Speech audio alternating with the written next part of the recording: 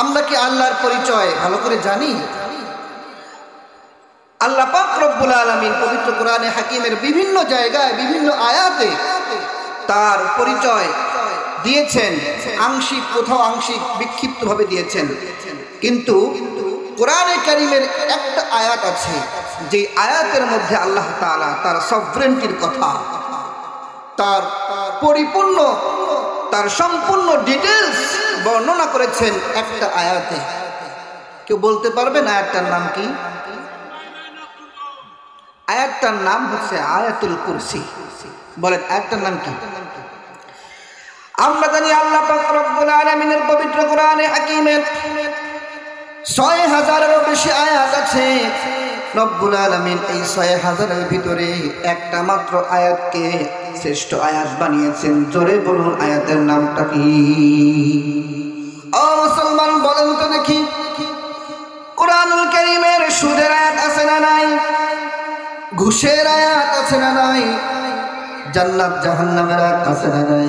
মক্কা মদিনার আয়াত আছে না নাই? কিন্তু আল্লাহ পাক রব্বুল আলামিন সুদ ঘুষের আয়াতকে শ্রেষ্ঠ আয়াত বানালেন না। আল্লাহ পাক রব্বুল আলামিন মক্কা মদিনার আয়াতকে শ্রেষ্ঠ আয়াত বানালেন না। আল্লাহ পাক রব্বুল আলামিন জান্নাতের আয়াতকে শ্রেষ্ঠ আয়াত বানালেন না।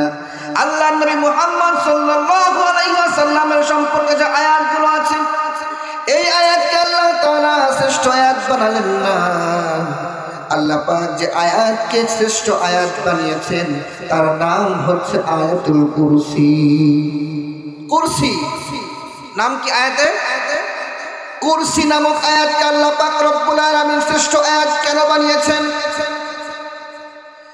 এক নাম্বার কারণ হলো আল্লাহ পাক রব্বুল আলামিন এই আয়াতের মধ্যে তার ক্ষমতার পরিচয় দিয়েছেন, তার সভরেন্টির পরিচয় দিয়েছেন।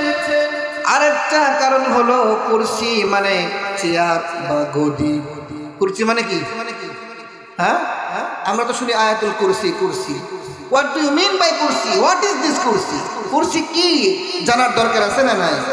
কুরসি মানে হলো চেয়ার, গদি, মসনদ, আসন, সিংহাসন, অনেকগুলো বললাম। গদি, আল্লাহ পাক রব্বুল আলামিন এত আয়াত থাকতে এই গদি নামক আয়াতকে শ্রেষ্ঠ আয়াত বানালেন। তার কারণ হলো পৃথিবীতে যত অন্যায় অপকর্ম হয়, জুলুম নির্যাতন হয়, এই গদিতে বসেই হয়। গদির কারণে মানুষ মানুষকে হত্যা করে ফেলে,